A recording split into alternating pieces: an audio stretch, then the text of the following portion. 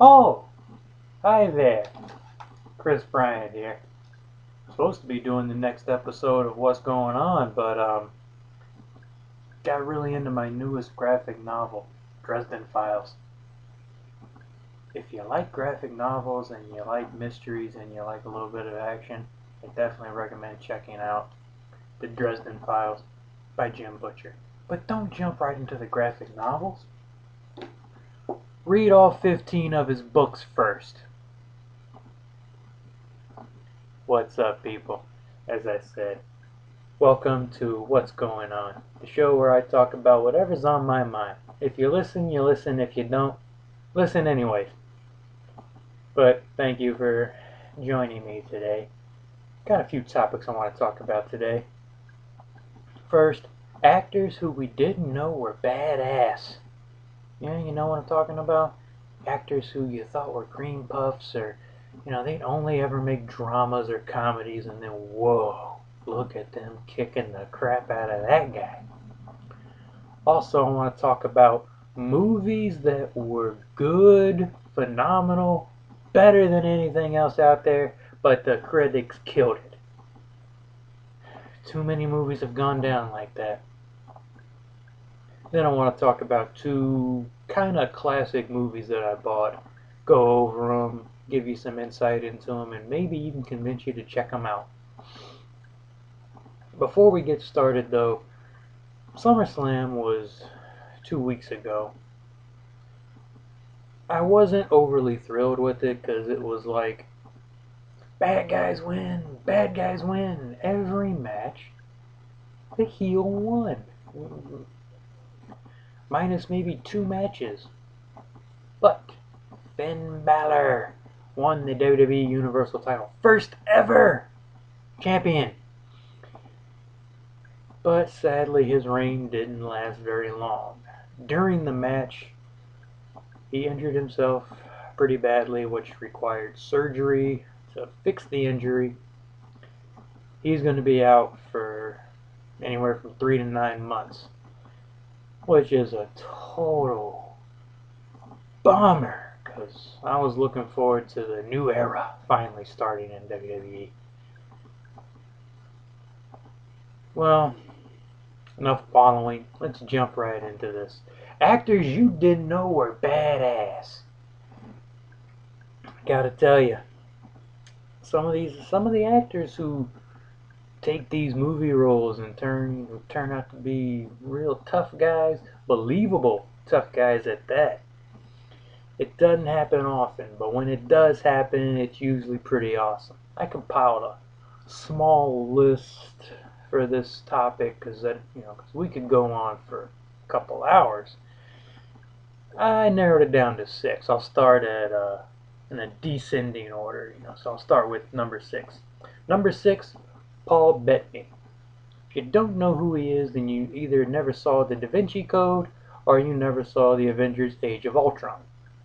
Or any of the Iron Man movies, because he played the voice of Jarvis. He played the psychotic monk in the Da Vinci Code, and he plays Vision in the Avengers. Now, those aren't the movies I'm going to talk about that made him known as the badass, if you will. I'm sorry I keep using that word. I try to keep the show PG, but it's the only real way I can describe some of these guys. How about I go tough guy? Yeah. The movie Legion came out, I want to say 2009? I could be wrong. If I am, don't bite my head off, just let me know in the comments. He plays the Archangel Michael, who comes to Earth, becomes human, and helps us fight Armageddon. But it's not Armageddon from demons, no, it's Armageddon from heaven. He comes down to help us fight angels. There are lots of shootouts in the movie, and I want to say the final fight scene, the final big fight scene, Michael as a human fights Gabriel the Archangel. And it's a pretty awesome fight. It's a pretty awesome movie. If you haven't seen it, see it, because that is the movie that made Paul Bettany a tough guy, and a believable one at that. Since then, he's done some good movies to sort of solidify his place in this category. Moving right along, number 5, Kevin Costner. Haven't seen much of Kevin Costner in the last couple years, but you know, he's been in the Man of Steel movies as Clark Kent's father. He has been in a few drama movies here and there. Now, a lot of people are probably thinking, well, we knew he was, because he was in Waterworld, he was in The Postman, he was in Robin Hood back in the day. In all those movies, there was never really a scene or a situation that Kevin Costner handled, and you were just, whoa, did he just do that? Now, don't get me wrong, Waterworld, good movie. That's a movie critics killed. But anyways, no real scene that really solidified him as a tough guy. Postman, more of a drama. Robin Hood, again, not really any real scene to show how good he is, because if you think about it, he actually loses the sword fight with the Sheriff of Nottingham at the end of the movie. He only won because, you know, he pulled out that little boot dagger me. His sword was destroyed, he was in the corner, he was done for. He got lucky. The movie I'm talking about is kind of a recent movie, 3 Days to Kill. Kevin Costner plays a aging CIA operative on a mission to not only get out of the CIA cleanly, but to save his own life because he is sick. Movie's pretty awesome. Lots of shootouts, lots of chases, and there's a few scenes where Kevin Costner really puts a hurting on some people. And he does this convincingly. Yeah, see, that's the key point. See, because Hollywood can make me look like a genuine ninja, but unless it's believable, like I do the moves smoothly, or a guy who knows these things can look at me and say he knows what he's doing. They see, that's the thing. Believability. That's not the right term. I will think of it at some point. So if I just blurt it out, bear with me. So that's the movie that I say puts Kevin Costner into this list. Moving right along to number 4, Will Smith. Now see, Will Smith, here's a guy who went from hip-hop to sitcom acting to movie acting.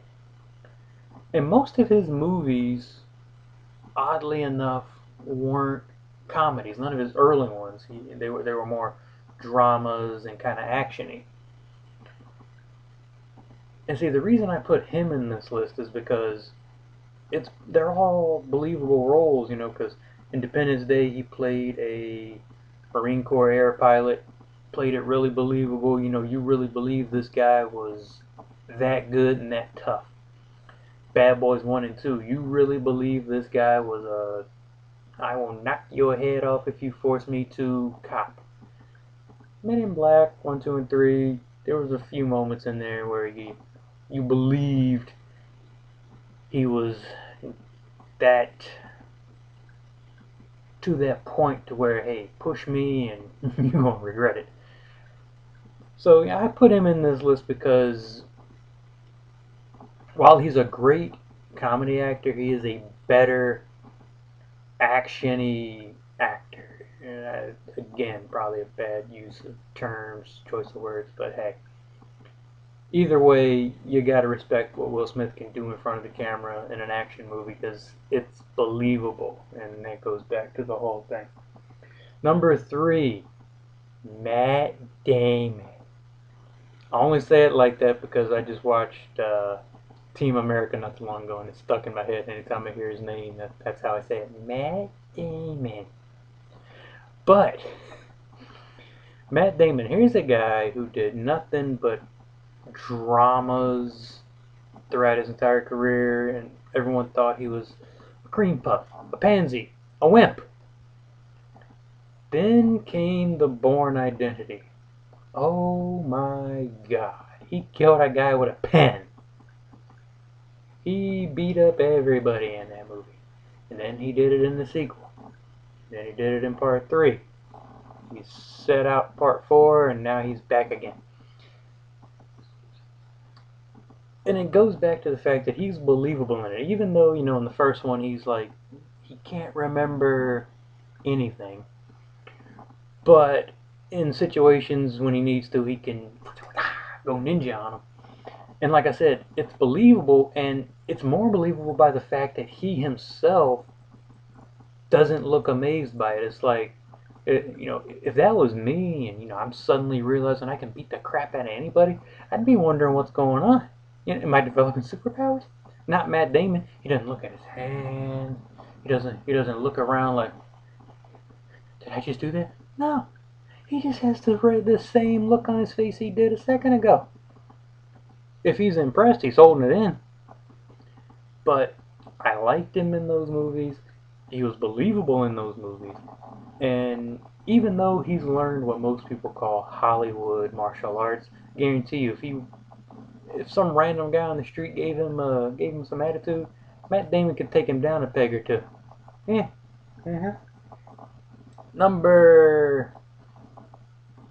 I lost track of where I am. Number 2? Am I at 2? Let's say we're at 2. Keanu Reeves. Now, most of you are probably thinking we knew Keanu Reeves was a badass just from the Matrix movies. Yes. But I'm talking about movies outside of the Matrix movies. And in fact, out of the 3 Matrix movies, the first one was the only good one. Okay? 2 and 3, they sucked. Those are sequels that could have been better. Or better yet, sequels that never should have happened. Yeah. That's on you, Hollywood. You ruined a good franchise. But like I said, first one's still good. No, I'm talking about some of his more recent movies, like 47 Ronin and my new all-time favorite movie, John Wick. In 47 Ronin, he played a really believable sword-swinging badass, and in John Wick, he played the ultimate badass. I'm sorry, the ultimate tough guy. Parents, if you're watching this, I am so sorry. It's the only word I could think of. I apologize if you watch this with your family and your child's offended. I sincerely apologize. I'll try to use tough guy from now on. He plays that believable thing. I mean, here's a guy who's just going day to day, trying to get over his wife's death. Then 3 guys decide, hey, let's break into his house, beat the crap out of him, kill his dog, and steal his car. Yeah. Hope I didn't spoil it for you. Go see the movie. Now. I'll wait. Getting back to the movie. From there, he digs out his guns and he goes revenge crazy. And the fight scenes in those movies are amazing. The fight style is actually called Gun Fu, which means fighting martial arts style with guns. I don't want to spoil the movie by telling you what happens. All I need to say is the fight scenes are amazing, the shootouts are amazing, the car chases are amazing, and Keanu Reeves very believably pulls it off. And you would swear he's been doing this his whole life. 51 years old, and the guy's in there running and gunning like he's in his 30s. If I'm that agile by the time I'm 51, I'll count myself lucky. Then number 1 on the list, I bet you've already guessed it, Liam Neeson. Yes! And see, Liam Neeson shocked the world with Taken. This special forces, I think maybe he was a CIA at some point. I'm not 100% sure because, they don't go too into his past. Just that he was a preventer. And, the line from the movie, if you let my daughter go now, will be the end of it. I will not pursue you. But if you don't, I will look for you. I will find you. And I will Whew, chills. And then they made 3 of those, and each one just as good as the first one. Third one, not so much. I'd say it goes first one, second one, third one in that order, and as far as how good they are, because sequels, and it's very rare you find a sequel as good as the original. But I'm getting off topic. We'll talk about that in another episode later on. See, but it wasn't Taken that really showed the world Liam Neeson could be that character. It goes a little bit further than that. It goes back to Batman Begins. Liam Neeson, Ra's al Ghul.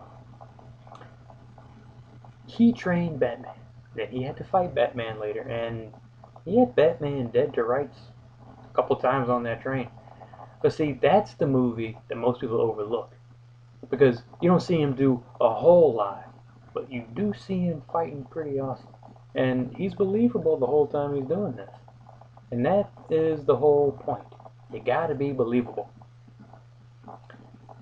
And that's why Liam Neeson takes this list at number 1. Love you, Liam. If you're watching, huge fan. Hit me up, we'll talk. Next topic. Great movies that the critics kill. There have been so many great movies throughout history. Totally awesome. Totally amazing. Leaves you on the edge of your seat. Leaves you wanting more. But the critics kill it. And people tend to listen to the critics. The movie gets bashed and no one goes to see it because they're like, well, if the critics hate it, then it must be bad. Don't listen to critics. Okay? If I had listened to the critics, I wouldn't have enjoyed 30 Days of Night. I wouldn't have enjoyed Batman Begins. I wouldn't have enjoyed Superman Returns. I don't care what anyone says. Superman Returns was a good movie. It was a tribute to the original. And Brandon Routh did a good job. It's not his fight. The director didn't have a bad guy for him to fight. Okay? I didn't mean to go off like that. I'm sorry. But I composed a small list of movies that were good that critics destroyed.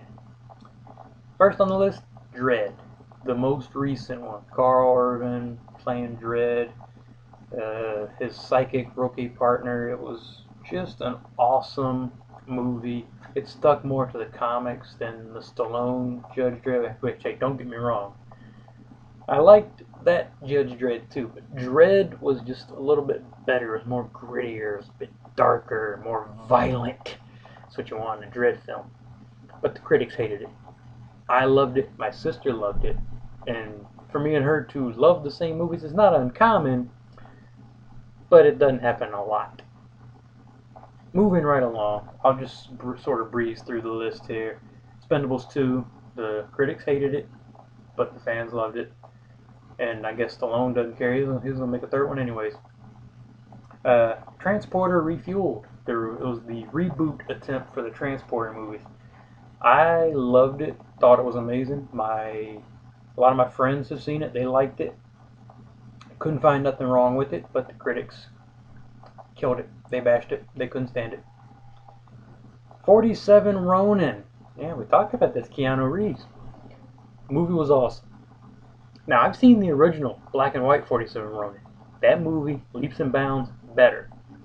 It's low quality because of how old it is, but it is awesome.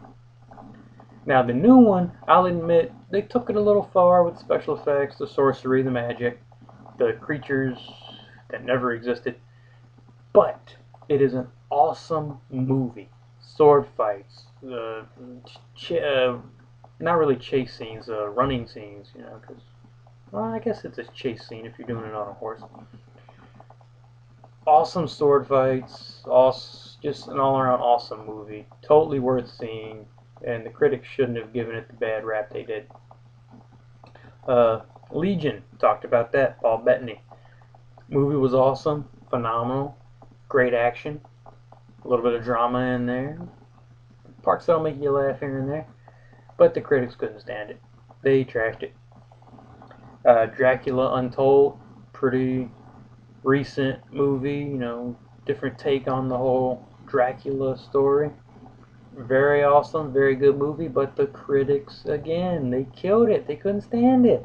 Critics, quit doing this to good movies. You kill possible sequels. I mean, critics even bashed Batman vs. Superman: Dawn of Justice. Now, don't get me wrong. There's a lot of things in that movie that either didn't make sense, or could have been handled better, or just left the fans going, what? But you can't overlook the fact that it was an awesome movie. At least in my opinion. I mean, my opinion, everything I've brought up in this episode is awesome. And, you know, for the critics to do like they do, it's just shameful to me. That's another thing. Critics, you can't use the same critic for everything, because everyone's got their own preference. Let's say if I was a critic. I love action movies, and I love comedy movies. But and I love horror movies. I mean, I'll have a horror fest any day of the week. It doesn't have to be Halloween. But I'm an action junkie. I need an action movie at least once a week, or I go crazy. Now, let's say if I was a critic, and they send me to watch a drama.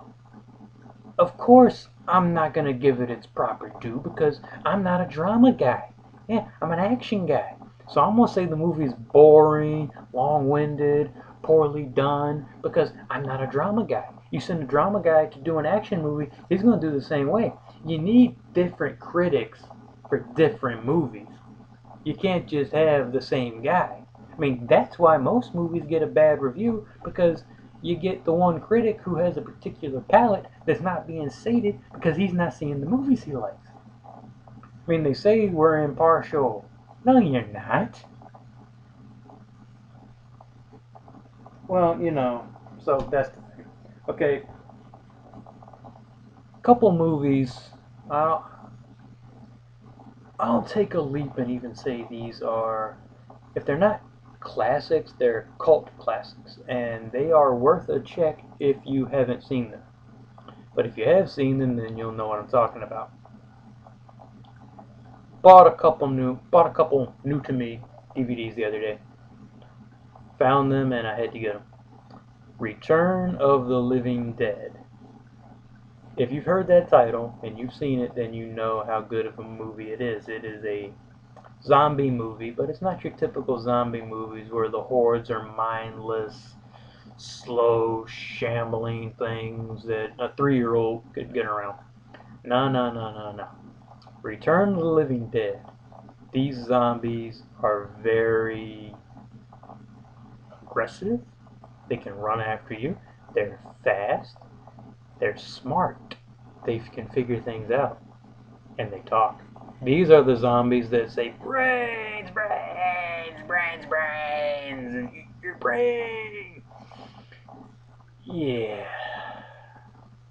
Good times.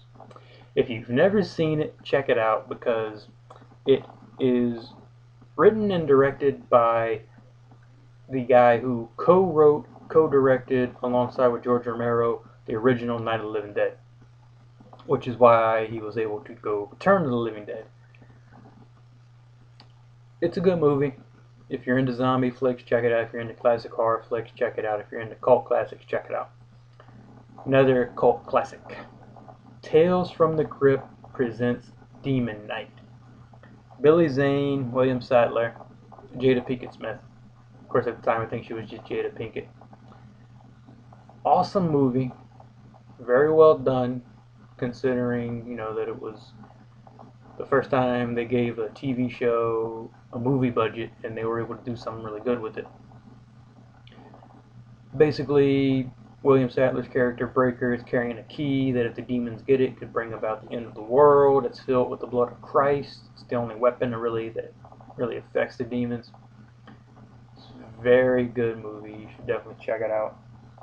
And another cult classic, The Puppet Master. And now the Puppet Master. I'm not talking about that one with Donald Sutherland from the 80s with the things on the back and the aliens. That's based on Invasion of the Body Snatchers, but it's called The Puppet Masters. But that's not what I'm talking about. I'm talking about The Puppet Master, where the Puppet Master, Andre Toulon, has puppets that are alive and they can do things. They're free thinking. They're fully functioning, free thinking beings. Now, the first three Puppet Master movies made Andre Toulon out to be a murderer, a psycho. But if you watch the fourth one, from there on, it's like Andre Toulon was a hero. You know, he was a guy who took a stand against the Nazis. Of the 9 films, 3 of them are like actually good enough to the point to where you would actually want to watch them over and over. Most of them are low budget. It was something to keep the franchise going, but sometimes you can overdo it, and they did overdo it. But each Puppet Master movie is worth at least one glance. But if you want the best ones, check out 3, 4, and 5, because those are the best ones. They're the ones where Toulon is the good guy. There's some good movies. Definitely check them out. I'll go ahead and wrap up this video. I want to give a couple quick shout outs. William Randy Bryant, thanks for watching the show. Pamela Neese, again, thanks for watching the show. Those are my parents, by the way. Brandy Bryant, love you, sis. Hey, keep sharing, keep watching. Amanda Neese, love you, sis. Check out my show. I don't think you watch it yet. Really, I don't have any more shout outs. I don't have any new subscribers, and you know, no one's hitting me up in the comment section. Hit me up in the comment section, people. Come on, this is a show for you. I want to know what you guys want me to talk about. Let me know some other actors I didn't get in the list of actors who we didn't know were tough guys. Give me some other movies that critics killed that were good. Give me some cult movies I don't know about. I'm always in the mood. I'm always looking for a new cult movie to watch. Well, hope you enjoyed the video. Hope you enjoy your week, your weekend, whatever day of the week you're watching this video. Peace, people. Love you, and y'all just keep being awesome. Y'all take care.